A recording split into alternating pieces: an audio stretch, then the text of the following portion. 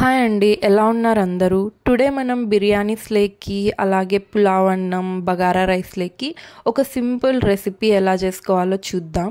దీన్ని గోంగూర అంటారు, బాజీ అంటారు. అలాగే మనం ఇందులోకి కొంచెం బోటి యాడ్ చేసి చేసుకుంటే దీన్ని బోటి బాజీ అంటారు. ఇది చాలా టేస్టీగా ఉంటుంది, కొంచెం పుల్లగా అండ్ స్పైసీగా. ఇది నాన్ వెజ్ మనం చేసుకున్నప్పుడు ఇది కూడా కొంచెం చేసుకుంటే చాలా టేస్టీగా ఉంటుంది. బోత్ కాంబినేషన్ అనేది ఇది సింపుల్గా చేసేసుకోవచ్చు మనం ఈజీగా. ఇది మనం ఎలా చేసుకోవాలో స్టెప్ బై స్టెప్ ఇప్పుడు చూద్దాం. ఎండ్ దాకా స్కిప్ చేయకుండా చూడండి. మీరు ఎగ్జాక్ట్ ఇలానే చేసుకుంటే చాలా టేస్టీగా ఉంటుంది.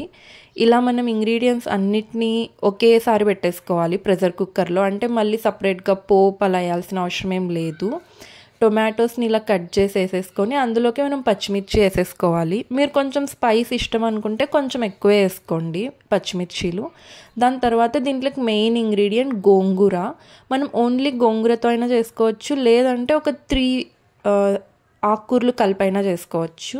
మెయిన్గా దీంట్లోకి మనం గోంగూర తీసుకోవాలి, అలాగే చుక్కాకు వేసుకోవచ్చు, అండ్ కొంచెం ఫ్లేవర్ కోసం మెంతాకు కొంచెం వేసుకోవాలి, అదైతే ఎక్కువ వేసుకోకూడదు.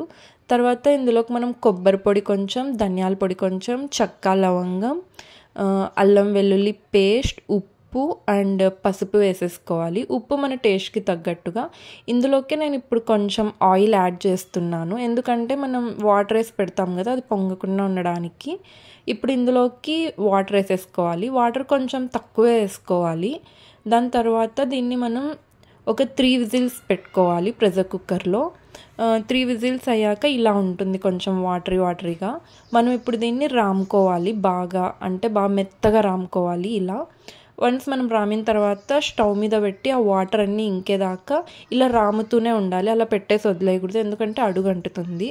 వన్స్ అంతా అయ్యాక ఇలా ఉంటుందండి ఫైనల్గా అయితే మనకి గోంగూర రెసిపీ. ఇది చాలా టేస్టీగా ఉంటుంది. మీరు ఒకసారి ట్రై చేసి చూడండి, డెఫినెట్గా మీకు చాలా నచ్చుతుంది. And thank you for watching.